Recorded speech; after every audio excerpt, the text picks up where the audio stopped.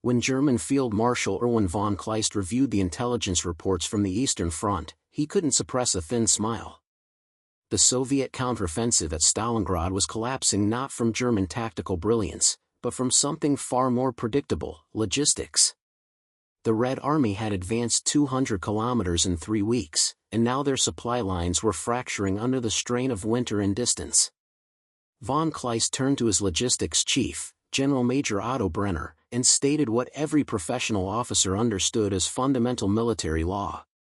"Before we jump back in, tell us where you're tuning in from, and if this story touches you, make sure you're subscribed, because tomorrow, I've saved something extra special for you." No army in history has sustained rapid mechanized advance beyond 300 kilometers from its supply depots. The Soviets are learning what we learned in 1941. Physics doesn't care about ideology or determination. A tank without fuel is a steel coffin. Artillery without shells is scrap metal. Men without food are corpses waiting to happen. Brenner nodded, reviewing his calculations one more time. The mathematics are inescapable, Herr Feldmarschall. Each Soviet tank division consumes approximately 200,000 liters of fuel daily during offensive operations. Their truck columns are stretched across frozen roads where a single breakdown creates cascading delays. German intelligence estimates they have perhaps 72 hours before their entire offensive grinds to complete halt. Then we counterattack and destroy them piecemeal. What neither German officer knew was that 2,400 kilometers to the east, a Soviet logistics officer named Colonel Dmitry Volkov was implementing a supply system so audacious that German military doctrine had never conceived it possible. Within 96 hours, the supposedly doomed Soviet offensive would not only continue but accelerate. Within 2 weeks, the German Sixth Army at Stalingrad would be encircled. Within a month, the entire strategic situation on the Eastern Front would be irreversibly transformed. The operation that accomplished this logistical miracle was called the Zeleznaya Doroga, the Iron Road.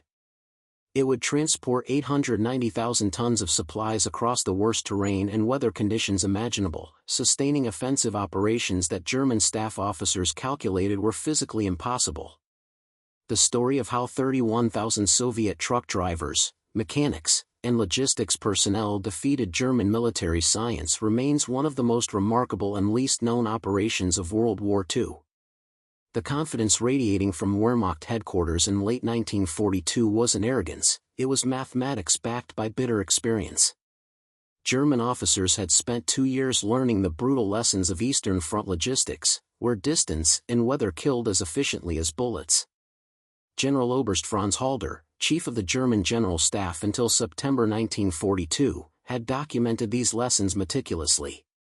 His logistics staff had calculated that the Wehrmacht's own 1941 advance into the Soviet Union had failed not primarily due to Soviet resistance, but due to supply line collapse. German trucks, designed for European roads, disintegrated on Russian terrain. The infamous Rasputitsa, the season of mud, had immobilized entire panzer divisions not through combat but through simple mechanical breakdown. Our finest divisions, Halder had written in August 1941, advance 40 kilometers daily until supplies fail. Then they halt for 3 days while logistics catch up. This rhythm is unchangeable. Any army that attempts to exceed it will destroy itself without enemy action. By December 1942, this doctrine had been tested repeatedly and validated. The Wehrmacht had witnessed Soviet offensives stall predictably at the 250-kilometer mark. The pattern was so consistent that German defensive planning relied upon it. Retreat to prepared positions, allow the enemy to outrun supplies, then counterattack against immobilized forces. General Major Brenner's logistics staff at OKH, Oberkommando des Heers, had refined this into precise calculations. A Soviet rifle division required 340 tons of supplies daily during offensive operations. A tank corps consumed 800 tons. The Soviet offensive towards Stalingrad involved 6 armies totaling 47 divisions and 9 independent brigades. The mathematical requirement was clear: approximately 18,000 tons of supplies daily.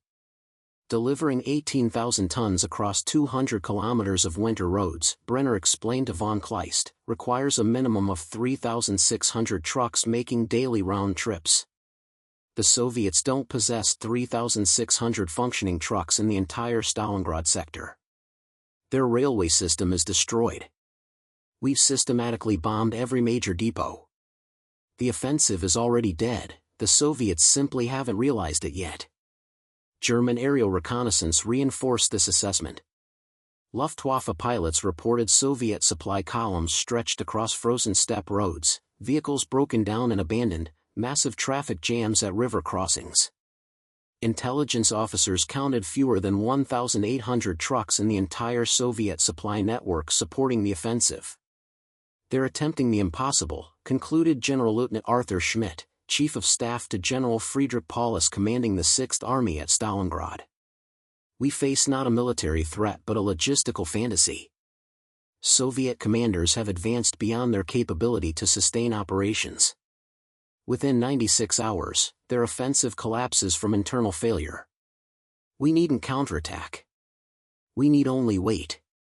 Preparing and narrating this story took us a lot of time, so if you are enjoying it, subscribe to our channel, it means a lot to us. Now back to the story. German confidence extended to the highest levels. Adolf Hitler himself, reviewing the intelligence summaries on December 4, dismissed concerns about the Soviet offensive. The Bolsheviks have repeated Napoleon's mistake. They've advanced so far that logistics make retreat their only option. Our forces will hold at Stalingrad while Soviet supply lines fracture. Then we annihilate them. This certainty was shared across the Wehrmacht staff. The logistics of modern mechanized warfare seemed to impose inviolable limits. No amount of courage or determination could transport fuel that didn't exist, feed soldiers with rations that couldn't be delivered, or fire artillery shells that remained hundreds of kilometers behind advancing forces. What German intelligence had failed to detect was that Colonel Dmitry Volkov's logistics staff had spent 6 weeks preparing an operation that violated every principle German military science held sacred. They were about to demonstrate that Soviet desperation could produce innovations that German efficiency would never conceive. Colonel Dmitry Volkov stood in the freezing December wind outside Kalach on the Don, watching the thermometer drop to -28 degrees Celsius.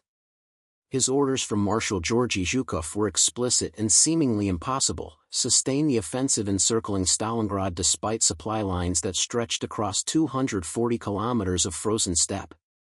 Volkov was 41 years old, a professional logistics officer who had survived the purges of 1937 through competence so undeniable that even Stalin's NKVD couldn't eliminate him. He had managed railway operations in the Ukraine, organized the evacuation of industrial equipment from Minsk, and coordinated supply deliveries during the defense of Moscow. Now he faced the most challenging assignment of his career. The mathematical reality was brutal.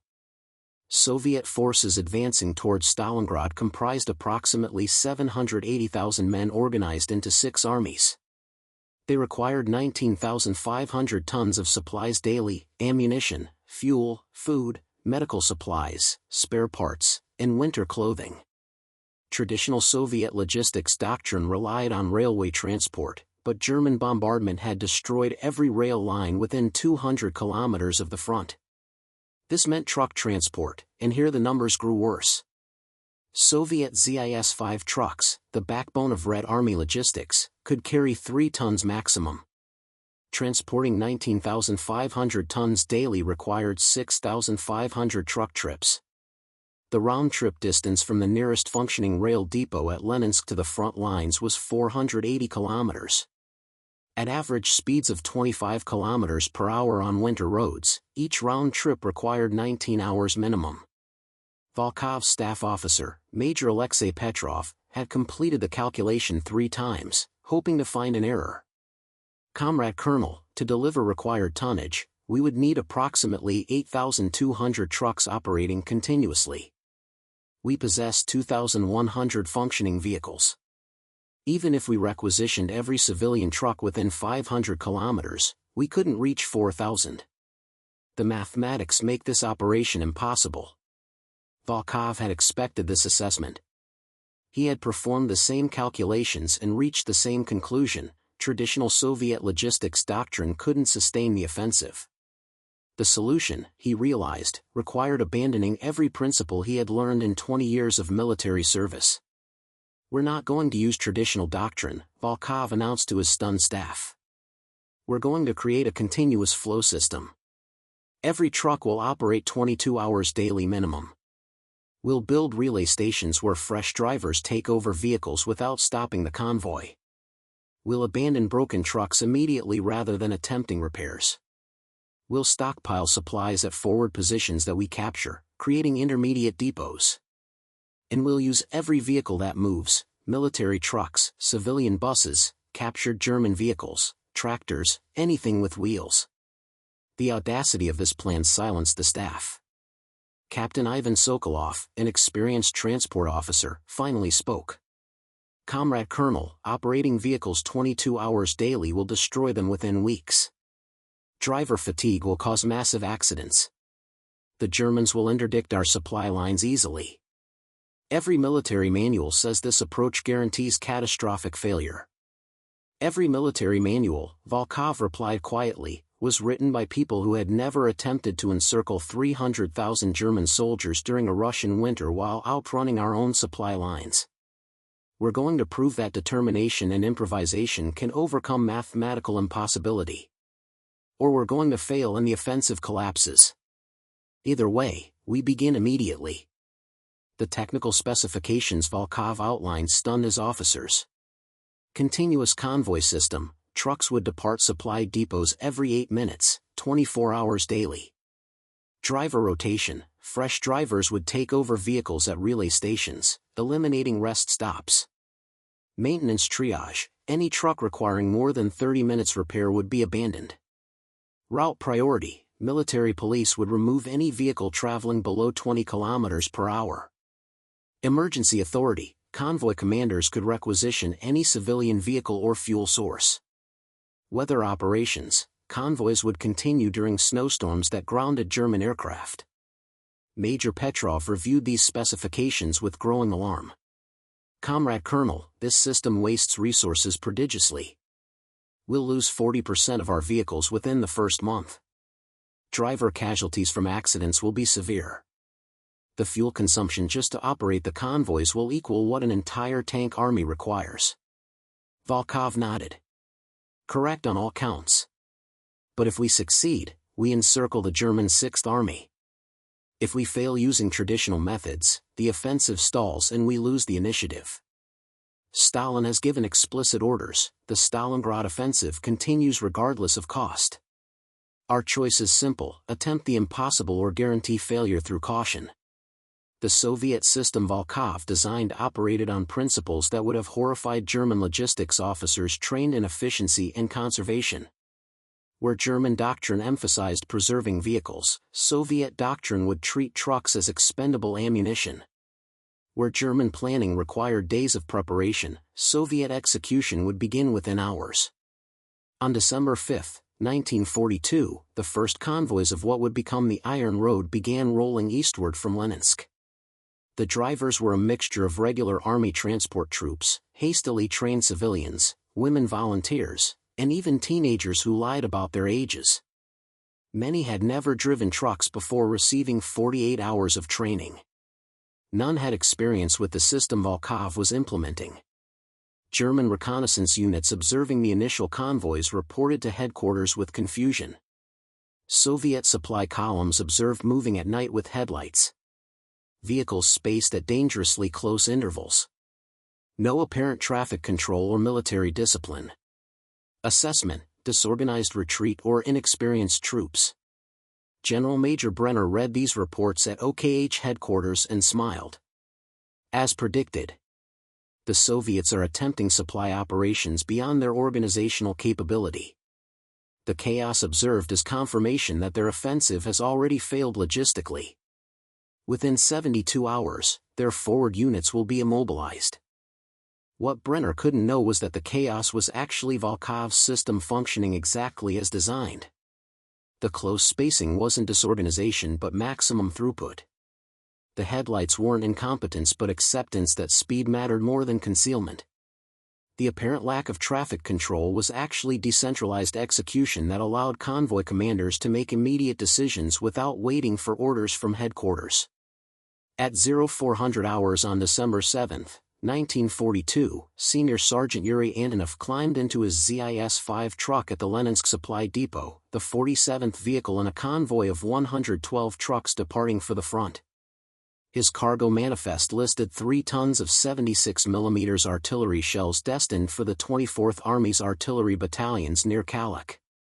The manifest didn't mention that this was Antonov's 11th consecutive trip without sleep beyond brief naps at driver exchange points. Antonov was 34 years old, a truck driver from Minsk who had been transporting supplies since the war began. He had driven evacuation convoys during the German invasion, supply runs during the Moscow counteroffensive, and now this extraordinary operation that violated everything he understood about military logistics. The convoy departed precisely on schedule, headlights blazing, spacing reduced to 50 meters between vehicles. The column stretched 5.6 kilometers, a perfect target for German aircraft or artillery. Yet Volkov's planning had accounted for this vulnerability through simple arithmetic. Even if the Germans destroyed 20% of vehicles, 80% would reach the front. Traditional Soviet doctrine protected 95% of vehicles by hiding them, but delivered only 40% of required supplies because cautious procedures slowed delivery. The mathematics of aggressive logistics were brutal but effective. Losing 20% of trucks while delivering 80% of supplies beat preserving trucks while delivering insufficient tonnage. As dawn broke, Antonov's convoy passed abandoned vehicles from previous trips, trucks broken down and pushed into ditches, their cargoes already redistributed to functioning vehicles. No one stopped to repair them. Maintenance crews would salvage useful parts later, but the convoy couldn't halt for individual breakdowns. At kilometer 67, the convoy reached its first relay station, a hastily constructed compound where fresh drivers waited beside warm fires. Antonov had 15 minutes to use the latrine, drink hot tea, and eat bread before his replacement driver took control of his truck.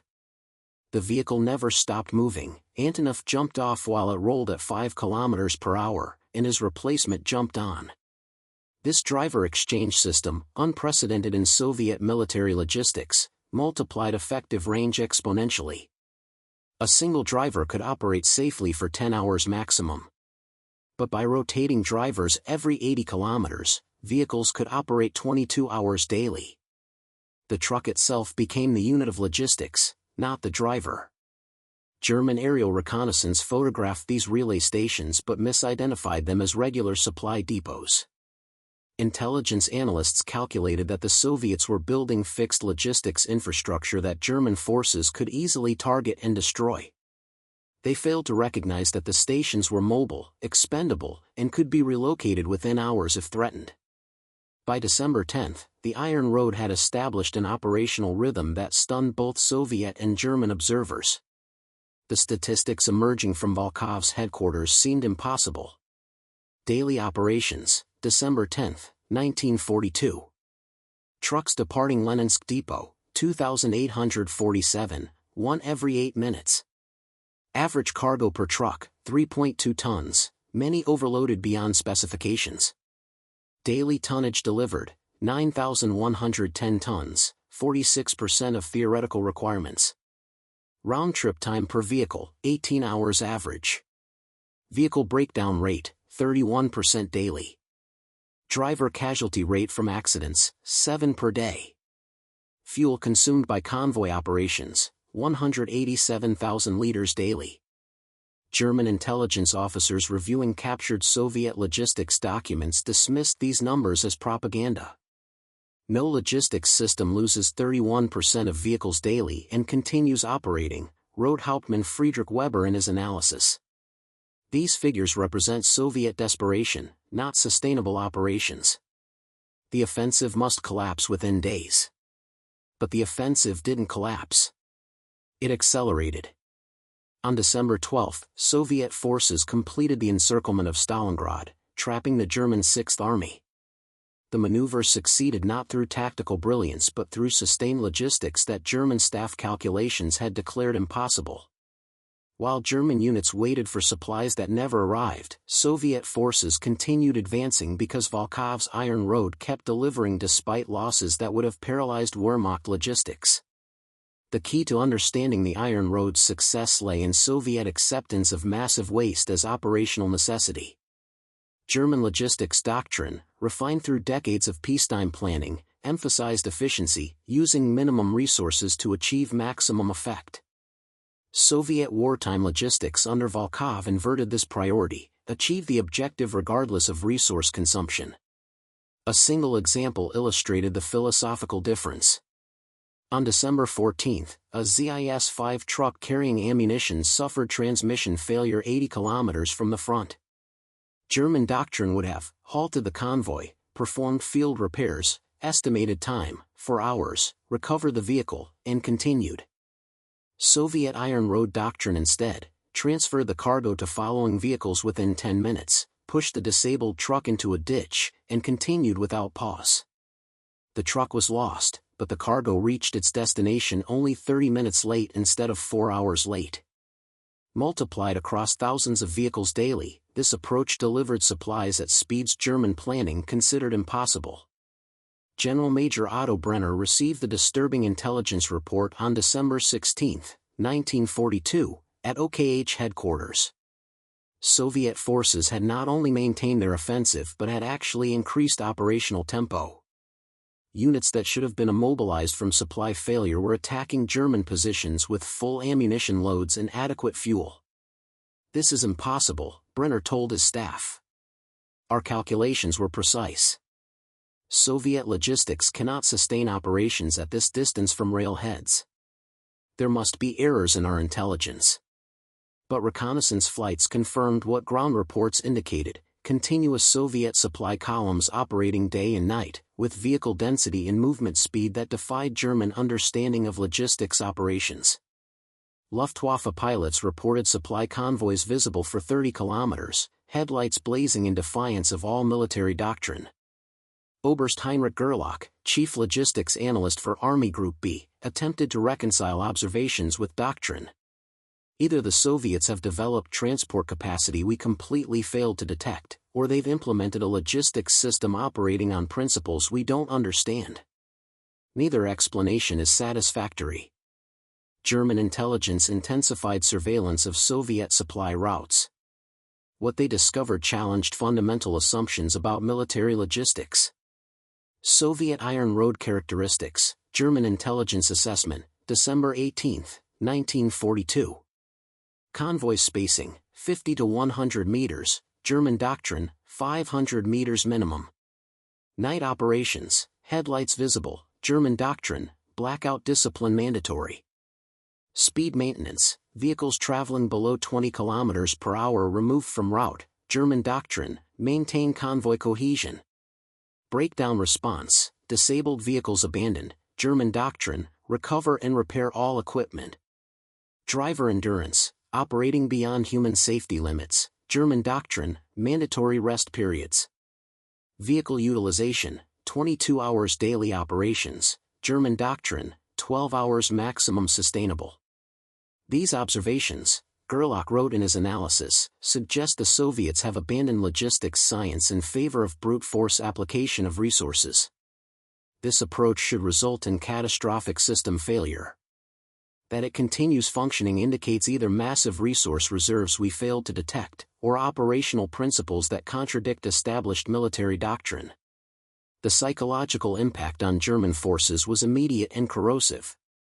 Wehrmacht soldiers at Stalingrad could hear Soviet truck engines all night, every night, an endless mechanical drone that represented supplies, reinforcements, and ammunition flowing to enemy forces while their own rations dwindled and ammunition was rationed. Captured German officers provided telling testimony. Hauptmann Werner Hoffmann, taken prisoner on December 20, told his interrogators, "We knew something had changed when the Soviet artillery never stopped firing. In 1941, we could predict when they would run out of shells.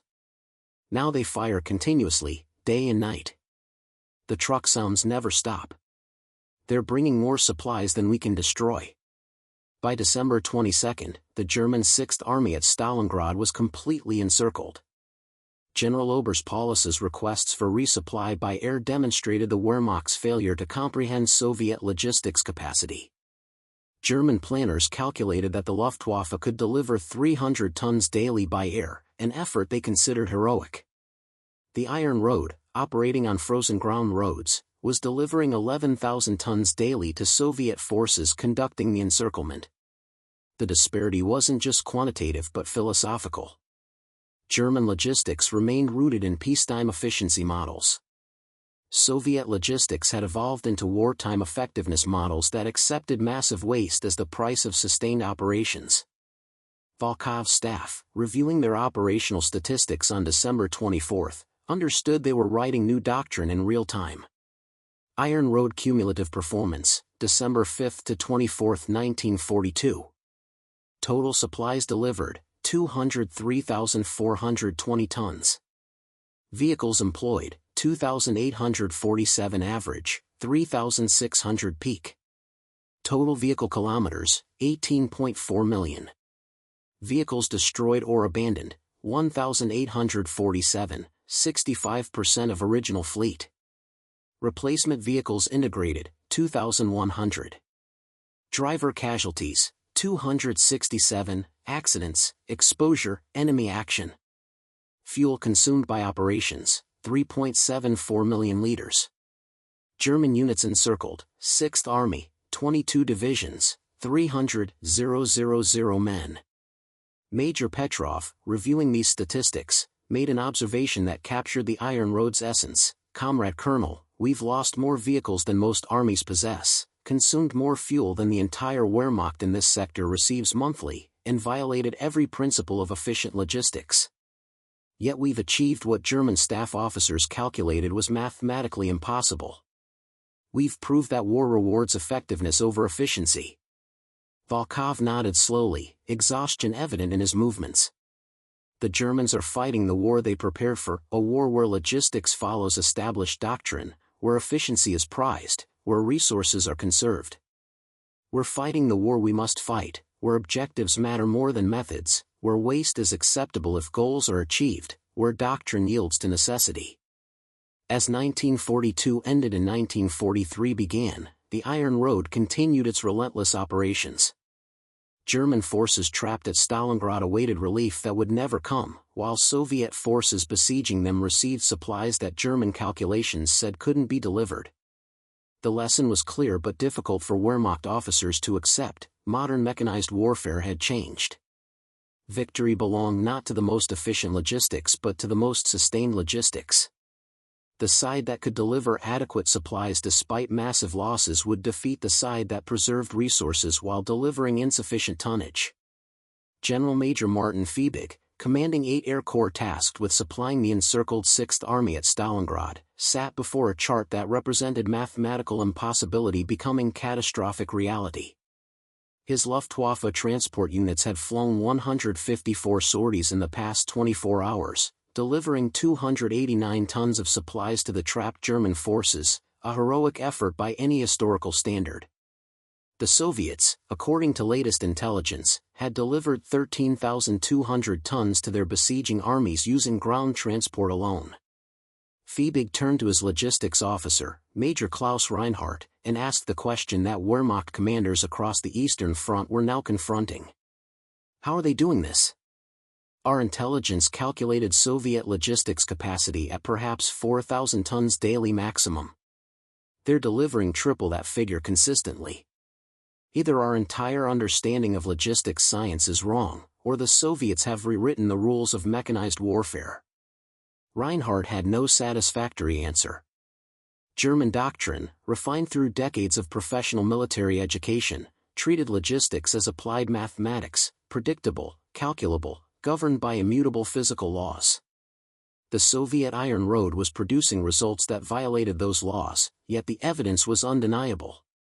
Wehrmacht forces trapped in the Stalingrad pocket were starving while Soviet armies besieging them received supplies that should have been impossible to deliver.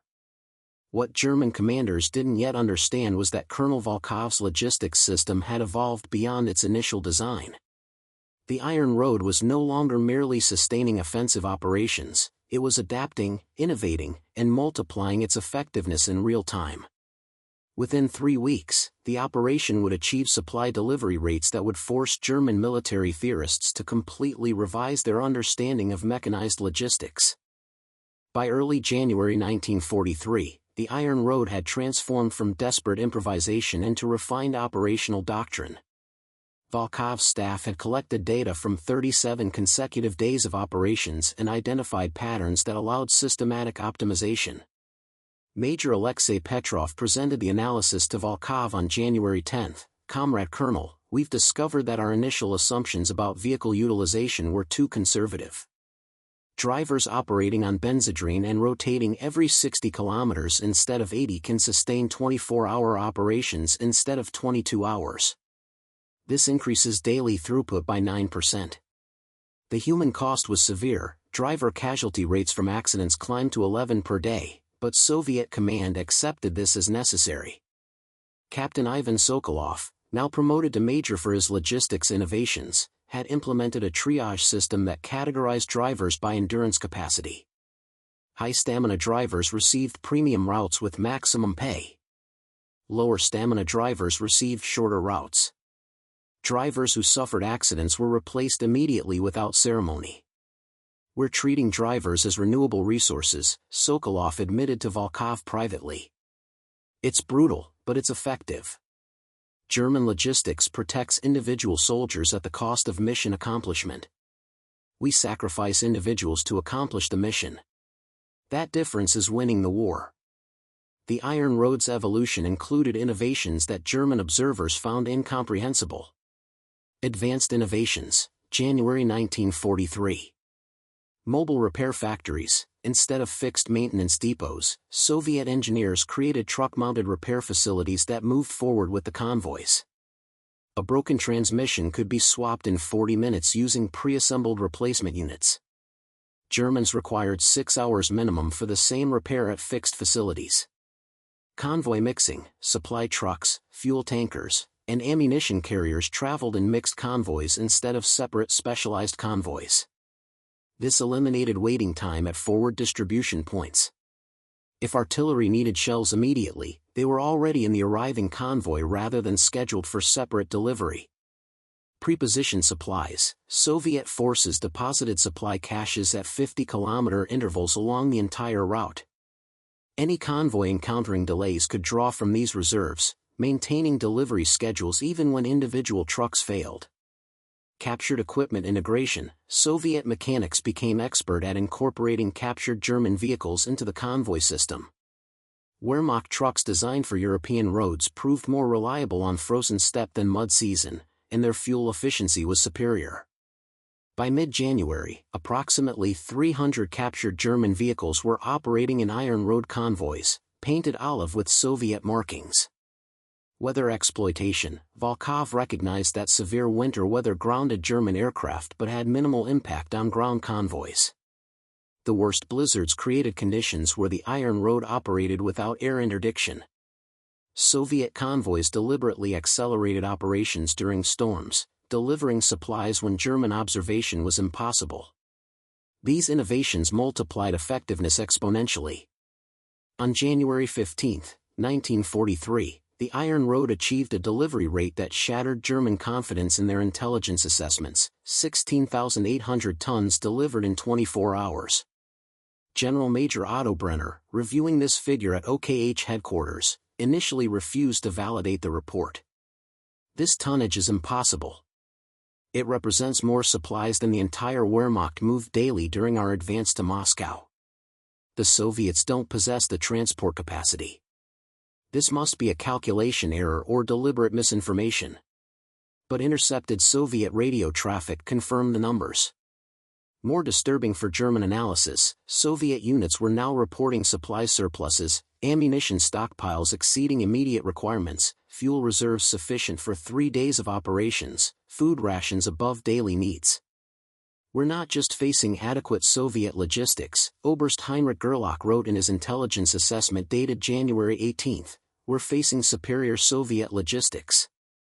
They're delivering supplies faster than their forces can consume them." This represents a fundamental shift in the strategic balance. Desperate to interdict the Iron Road, Luftwaffe commanders allocated their dwindling air resources to attacking Soviet supply convoys. The results were instructive about the philosophical differences between German and Soviet logistics doctrine. On January 20, 1943, Luftwaffe Ju-87 Stuka dive bombers executed a coordinated attack on an Iron Road convoy 80 kilometers west of Kalach. The strike force of 24 aircraft achieved complete surprise, destroying 37 Soviet trucks and killing 89 drivers in a 15-minute attack. By traditional military calculations, this represented a devastating blow: 37 vehicles eliminated, 3 tons of cargo per vehicle destroyed, 111 tons of supplies lost. German pilots returned claiming a major logistics victory that would severely impact Soviet operations. The actual impact was negligible. Within 90 minutes, replacement trucks had been integrated into the convoy from reserve pools. The destroyed cargo, mostly food rations, was replaced from pre-positioned supplies at the next relay station. Soviet forces expecting those supplies received them with only 2-hour delay instead of the scheduled delivery time. Major Sokolov, reviewing the incident, made a calculation that captured the Iron Road's resilience. The Germans destroyed 37 trucks. We operated 3,247 trucks that day. They eliminated 1.1% of our capacity. To meaningfully degrade our operations, they would need to destroy 400 trucks daily, more sorties than the Luftwaffe can generate in the entire southern sector. German commanders confronted the mathematics of fighting a logistics system designed around acceptable losses. Traditional military forces protected supply lines because losing them meant operational failure. The Iron Road incorporated losses into its operational planning. Destroying part of the system didn't stop it, the system simply routed around the damage.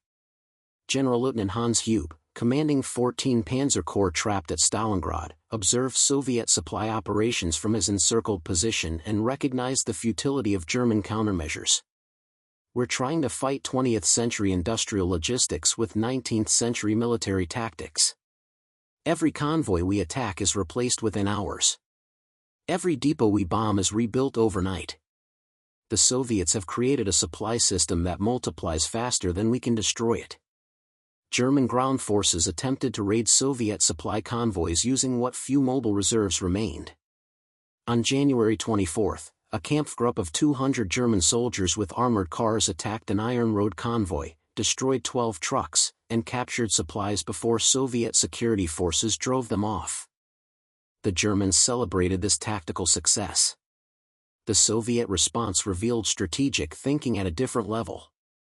Rather than increase convoy security, which would slow operations, Volkov simply accepted that occasional raids would succeed and increased total convoy volume to compensate. The 12 trucks lost represented 0.3% of daily operations. The supply tonnage captured was replaced within 3 hours. "The Germans think tactically," Volkov told his staff. "They celebrate destroying 12 trucks while we operate 4,000. They count individual victories while we measure aggregate tonnage.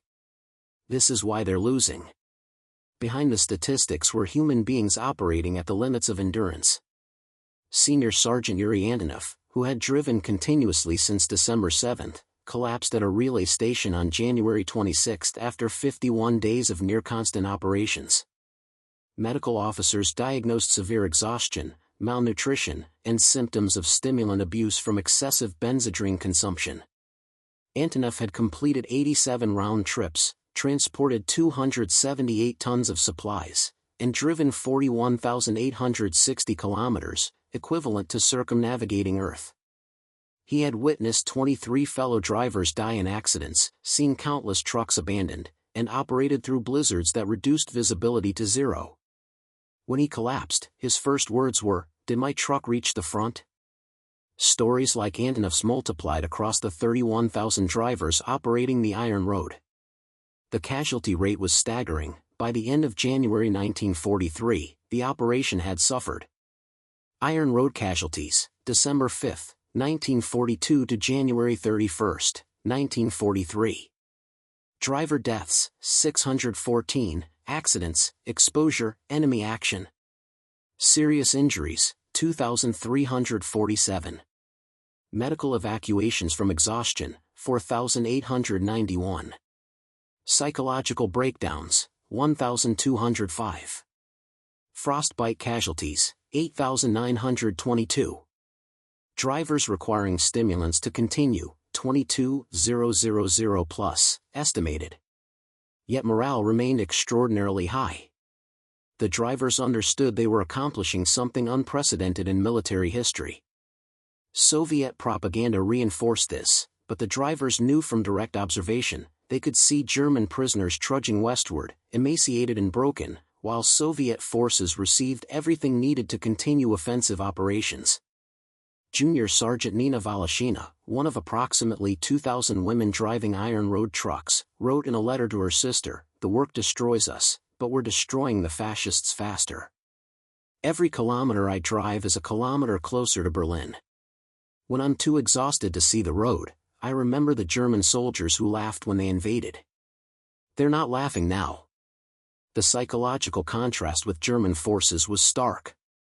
Wehrmacht soldiers trapped at Stalingrad were receiving 100 grams of bread daily while watching Soviet soldiers well-fed and supplied.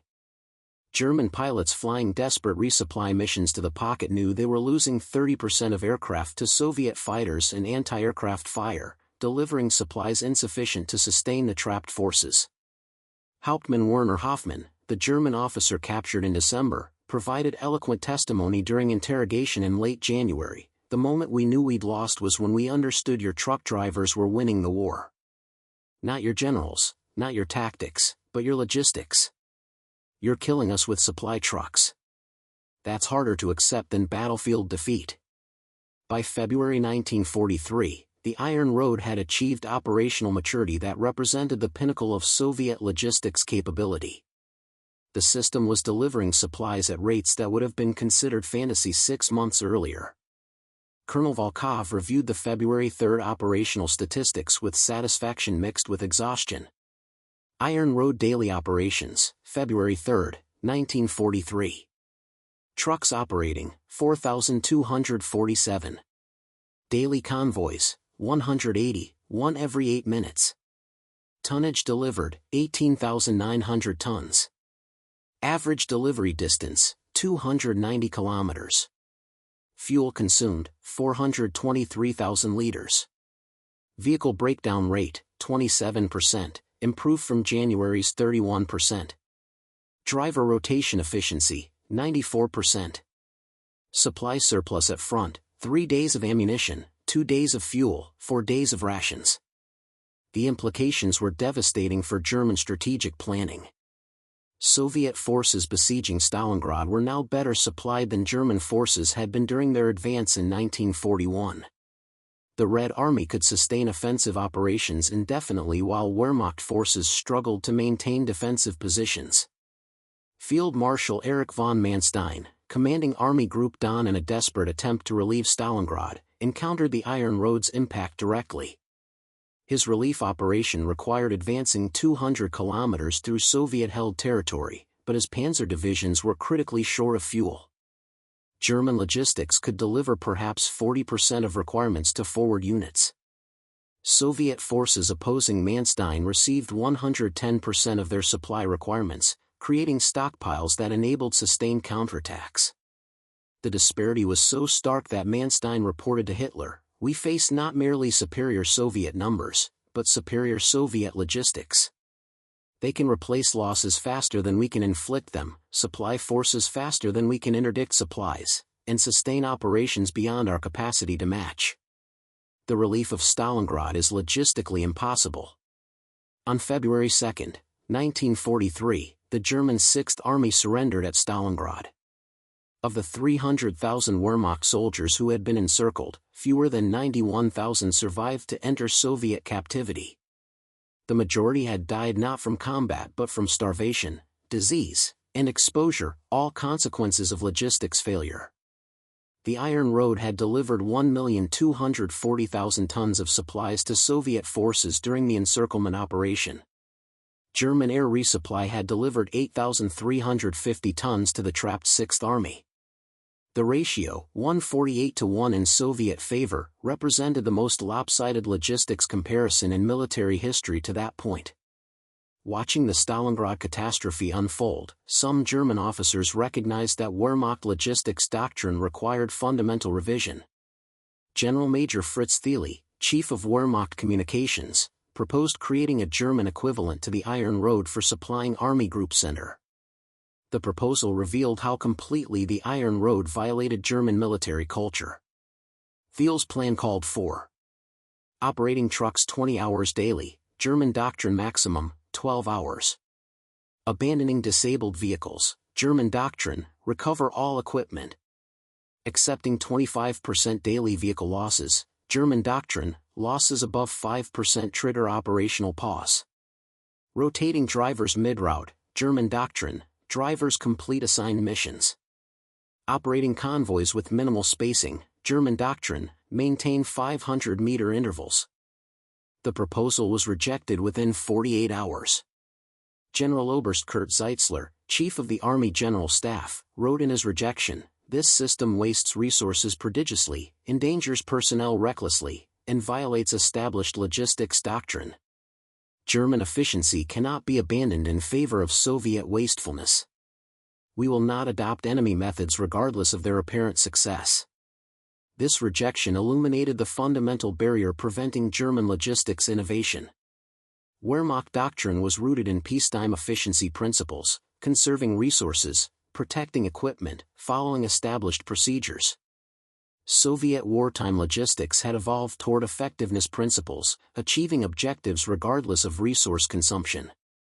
Some German units attempted informal Iron Road methods.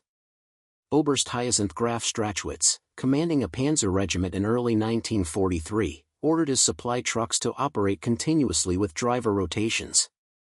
Within 2 weeks, his regiment's supply reliability improved dramatically, but the practice was ordered discontinued by higher command as wasteful and undisciplined. The German military culture, built on precision and efficiency, couldn't adapt to logistics warfare that prized volume over conservation. Wehrmacht logistics officers continued calculating optimal supply distribution while Soviet logistics officers focused on maximum supply throughput. The Germans were playing chess while the Soviets were playing speed chess, and speed was winning. The Iron Road's success reverberated beyond the Stalingrad sector.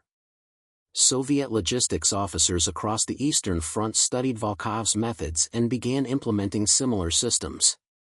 By spring 1943, variations of the Iron Road were operating. Northern Iron Road, supplying the Leningrad front, delivering 8,400 tons daily. Central Iron Road, supporting Western Front operations, delivering 11,200 tons daily. Southern Iron Road, maintaining the original Stalingrad system, delivering 19,000 tons daily. The combined Soviet logistics network was now delivering approximately 60,000 tons daily across the entire Eastern Front, a figure that exceeded total Wehrmacht supply capacity in the Eastern Theater. German intelligence officer Oberst Reinhard Gehlen, who would become one of the West's primary sources on Soviet capabilities post-war, wrote in his February 1943 assessment, "The Soviets have achieved logistics superiority that neutralizes our tactical advantages. German forces are better trained, better led, and achieve superior kill ratios in combat. But Soviet forces receive 3 times the ammunition, twice the fuel, and adequate food while German forces are rationed to crisis levels. Superior logistics is defeating superior tactics." The psychological impact extended to the highest levels.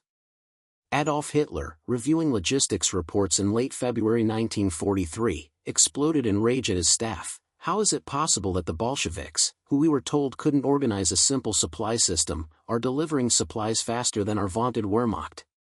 Someone has been lying to me about Soviet capabilities."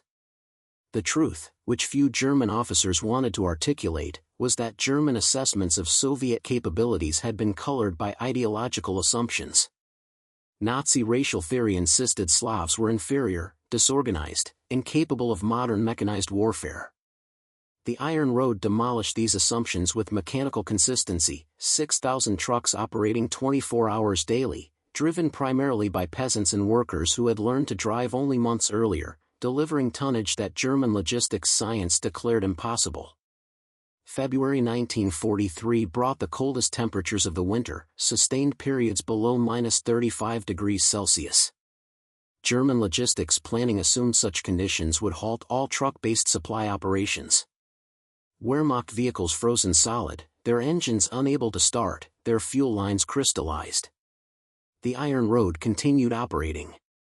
Soviet drivers had developed techniques for extreme cold operations that German mechanics had never conceived necessary. Extreme cold procedures. Engines were never shut off completely, trucks idled continuously at relay stations. Specialized fuel mixtures with alcohol additives prevented crystallization. Drivers worked in rotating shifts to maintain body heat. Trucks traveled in closer convoys to share engine heat. Emergency shelters were established every 25 kilometers. Vehicles that did freeze were towed by following trucks while mechanics worked on them in motion. Major Sokolov reported to Volkov on February 14, "Comrade Colonel, operating in -38 degrees has actually improved some aspects of our efficiency. Frozen ground eliminates mud. German aircraft are grounded by weather. Our trucks can drive cross-country more easily. We're delivering 21,300 tons daily, our highest rate yet." German observers watching this through reconnaissance reported to headquarters with visible confusion. Oberst Gerlach wrote, "The Soviets are operating vehicle convoys in temperatures where our vehicles won't start. Either they've developed superior cold weather technology we know nothing about, or they're accepting massive mechanical losses we can't observe. Either explanation is disturbing." The reality was both.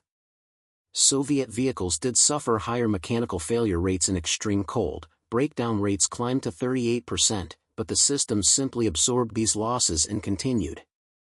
For every truck that froze and was abandoned, 2 more were integrated from reserve pools.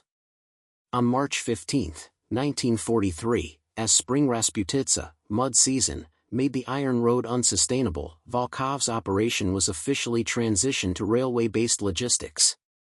The rails German forces had destroyed in retreat had been rebuilt by Soviet railway troops, and more efficient supply methods could now be implemented. The final operational statistics of the Iron Road represented achievements that would force global revision of military logistics doctrine.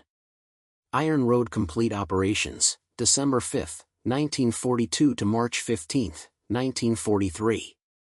Days of operation, 101. Total supplies delivered, 1,840,000 tons. Total vehicle kilometers, 247 million. Peak daily delivery, 21,300 tons, February 14, 1943. Trucks employed, 4,800 peak, 3,200 average. Total drivers, 31,000 over course of operation.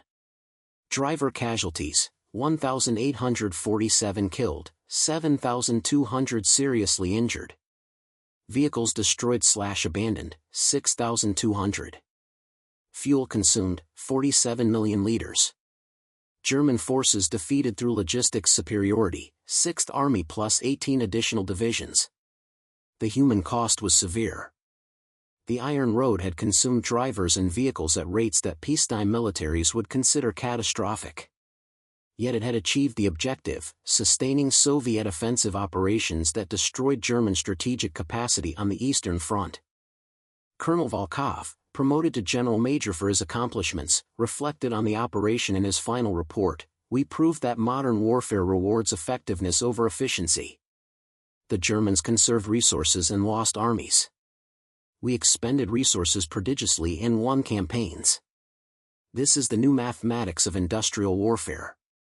In the aftermath of Stalingrad, Wehrmacht logistics officers conducted extensive analysis of Soviet supply operations. Their conclusions were professionally honest and personally devastating. General Major Otto Brenner, who had confidently predicted Soviet logistics failure in December 1942, wrote in April 1943, "We failed to understand that the Soviets were fighting a different type of war. We calculated they needed 3,600 trucks to sustain operations and concluded they couldn't succeed because they didn't possess 3,600 trucks. They operated 4,800 trucks by accepting that 1,200 would be deadline daily and simply replacing them continuously. Our logistics doctrine had no framework for understanding operations that plan for 30% daily equipment loss as normal." The German Army published Sonderheft Ostfront, Special Report, Eastern Front, in May 1943, containing frank assessments of Soviet capabilities. The logistics section included observations that challenged core Wehrmacht doctrine. Soviet logistics operates on principles of acceptable waste. Where German doctrine minimizes resource consumption, Soviet practice maximizes objective accomplishment regardless of cost. They will destroy 100 trucks to deliver supplies that could be transported by 50 trucks operating efficiently. This appears wasteful until one calculates that their 100 trucks deliver supplies on schedule while our 50 trucks operating efficiently deliver supplies too late to affect operations. They have discovered that war rewards timely adequacy over eventual perfection. Field Marshal Erich von Manstein, writing post-war, provided the most insightful analysis. The Red Army's logistics revolution was not technological but philosophical. They recognized that industrial warfare's defining characteristic is surplus production capacity. The side that can produce faster than the enemy can destroy will win regardless of tactical excellence. The Wehrmacht could destroy 30% of Soviet trucks daily and still lose because Soviet industry produced 40% more trucks weekly. We were fighting arithmetic with geometry, and arithmetic won. One aspect of the Iron Road's success created particular cognitive dissonance for Nazi ideology. Approximately 40% of Iron Road drivers were women, Soviet women operating heavy trucks in combat conditions, performing logistics miracles that German military science hadn't conceived possible. German prisoners forced to work at Soviet supply depots encountered female Soviet sergeants who calculated load distributions faster than Wehrmacht logistics officers, who repaired engines in field conditions, who commanded convoys larger than German colonels managed. This contradicted everything Nazi racial and gender ideology taught. SS Hauptsturmführer Friedrich Weber, captured in February and assigned to labor details, wrote in a letter later intercepted, "The Bolshevik women drive trucks through conditions that would kill German soldiers. They work 18-hour shifts without complaint. They repair mechanical failures we couldn't diagnose. Either our ideology is completely wrong about female capability, or Soviet women represent some exception to natural law. I no longer know what to believe." The Nazi leadership never publicly acknowledged this contradiction, but some German officers privately understood its implications.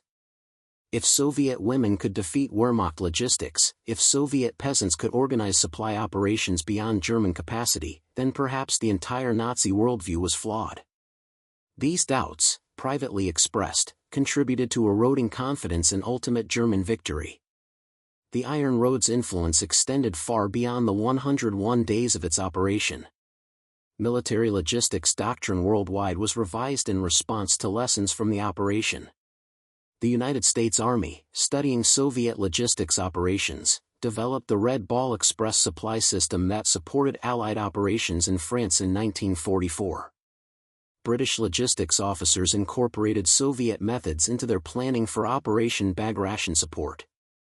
Even the post-war German Bundeswehr based its logistics doctrine on lessons learned from facing Soviet supply operations. The key principle, that sustained adequate logistics beats efficient inadequate logistics, became fundamental to Cold War military planning.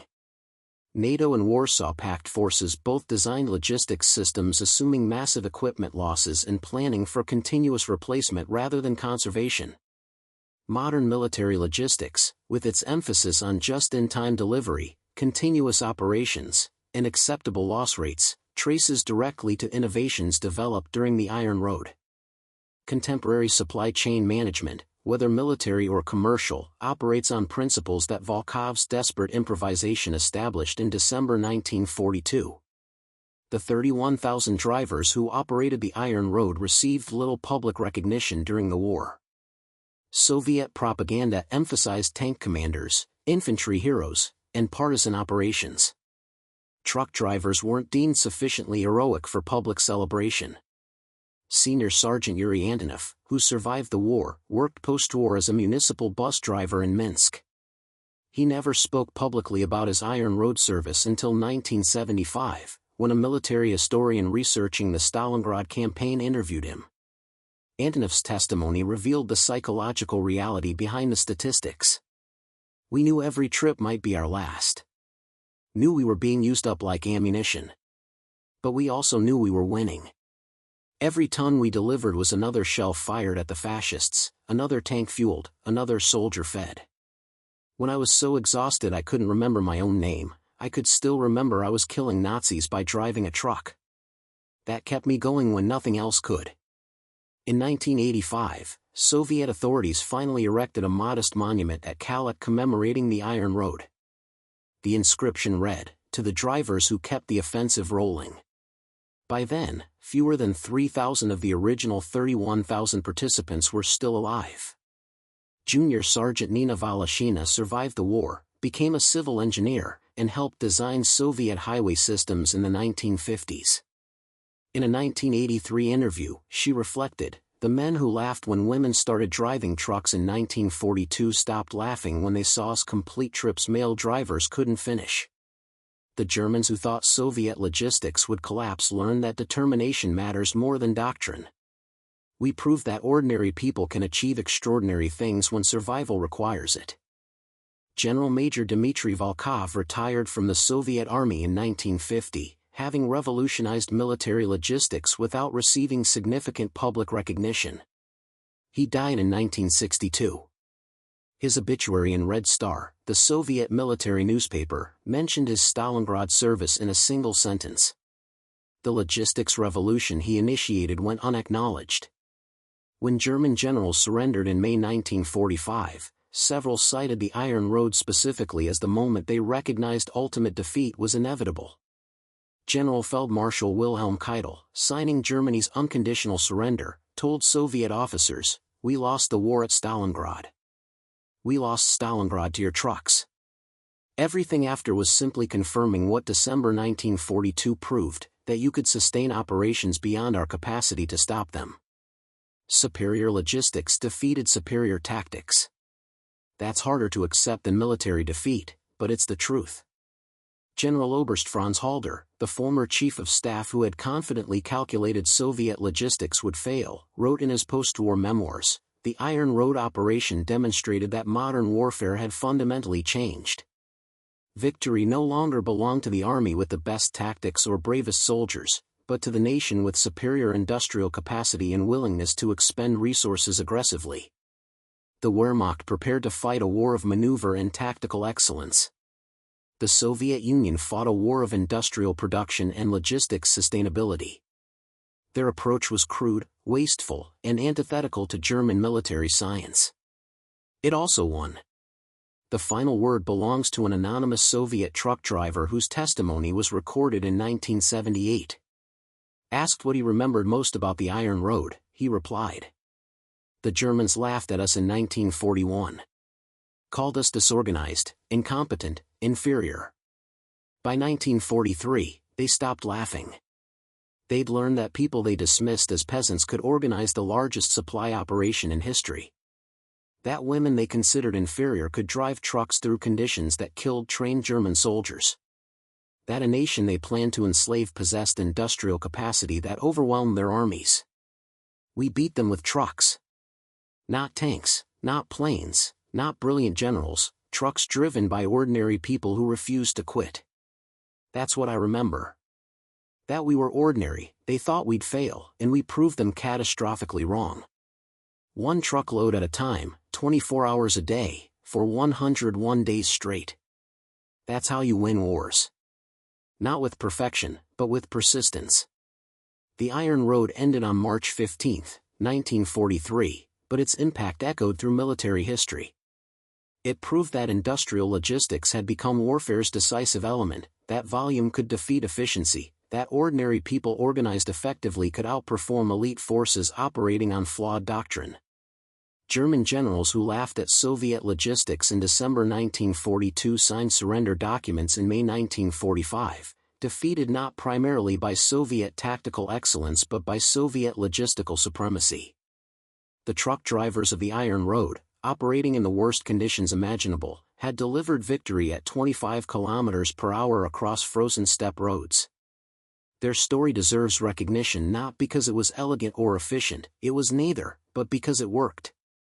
The Iron Road kept Soviet armies advancing, kept German forces retreating, and proved that in modern industrial warfare, the nation that can deliver the most supplies fastest wins, regardless of tactical sophistication.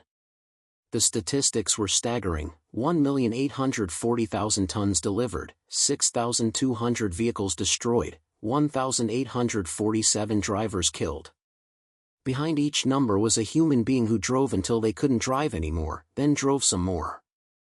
They revolutionized warfare not through brilliance but through brutal determination, not through innovative technology but through willingness to push human and mechanical systems beyond their theoretical limits. The German generals stopped laughing when they understood this truth. By then, the Iron Road had already rolled past them, carrying the supplies that sustained Soviet offensives from Stalingrad to Berlin. The greatest logistics operation in history accomplished by ordinary people doing impossible work, one frozen kilometer at a time. Up next, you've got two more standout stories right on your screen. If this one hit the mark, you won't want to pass these up. Just click and check them out.